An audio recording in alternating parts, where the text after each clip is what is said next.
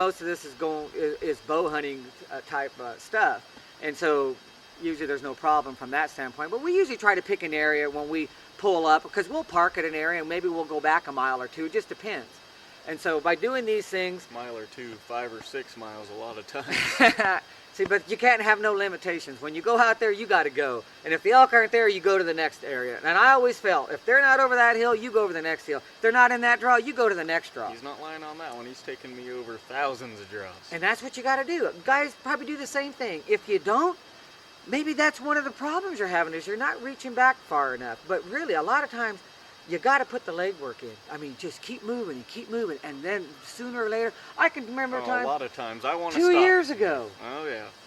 I don't know how many times. I almost had to pack him out. I'm not kidding you. Actually, he probably almost had to pack me out. But it was because of we had that spirit of we must have went 5 miles and we never heard a call, nothing, and we kept going. No, they're here. We know they're around. Me, let's go over the next one. Let's go over the next one. I'm like, let's go back to the truck. That's about right.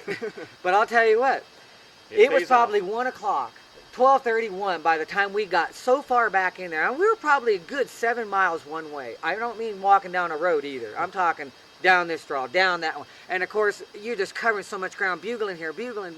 And I know what had happened. A lot of hunters had hit these areas and pushed those elk. And so we went ahead and just kept penetrating and penetrating. We finally got in an area, I'll bet you within an hour and a half, we heard over 150 bugles. In this, we finally hit them. We finally got where they got pushed into. And I'll tell you, that was some tremendous action in there. But we had a heck of a good time that time. But, you know, that's just another thing, kind of getting off the story a little bit, because you get so much excitement when you start talking about elk that you just start thinking of some of the past experiences. And that's what happens right here. But, you know, try these calls. These things really work. Get out there and give them a try. Yep.